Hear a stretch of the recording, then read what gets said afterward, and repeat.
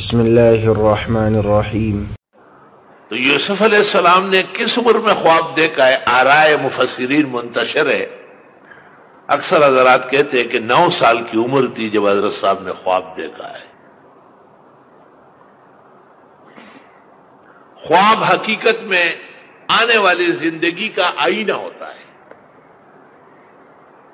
خواب کی 3 قسمیں ہیں۔ ایک تو اضغاث احلام ہے، پراگندہ خواب، پریشان کن خواب، وہ عموماً زیادہ کھانا کھانے یا بہت زیادہ پانی پینے، یا بنگالی ہو اور اس نے تیز مرچ مسالے والا سالن کھایا، یا پٹھان ہو اور اس نے وہ چاول کھائے، یہ خلاف طبع چیز ہے۔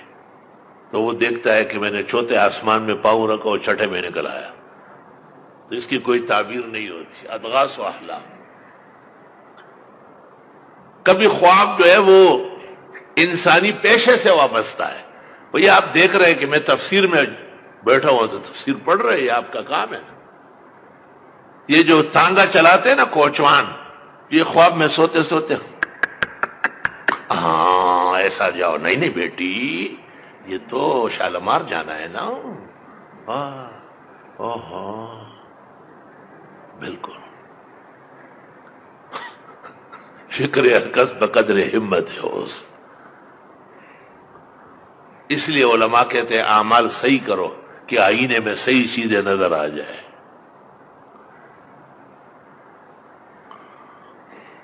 یہ پیشے سے متعلق ہے، اور پیشے کے خواب پیشور شخص کو آتے رہتے ہیں، عموماً معبرین اس پہ توجہ نہیں دیتے۔ اور اضغاث احلام پراگندہ خواب بے معنی سے سمجھے جاتے ہیں، لیکن کچھ خواب ایسے ہیں جو مبشرات ہیں۔ حدیث میں ہے نبوت ختم ہو گئی، صرف اچھے خواب رہ گئے۔ اور حدیث میں ہے کہ 46واں حصہ ہے، کیونکہ 6 مہینے شروع میں خواب آئے اور 23 سال وحی آئی، تو 6 مہینے 23 کا 46 ہے۔ فتح الباری، عمدۃ القاری، ارشاد الساری، دیگر معتبرات بخاری۔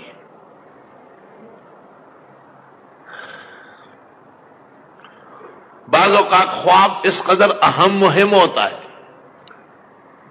کہ اس کی تعبیر دینے کے بجائے تدبیر دینی ہوتی۔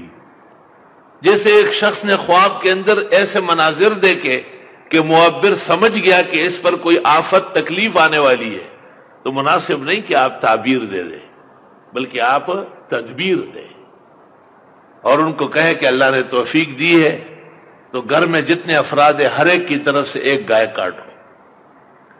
اگر وہ نہیں کر سکتا ہے تو آپ کہیں چلو ہر فرد کا ایک حصہ ہو، 7 حصے ایک گائے کے ہیں، یا 7 مینڈے یا 7 بکرے، جو بھی اس کی توفیق ہے۔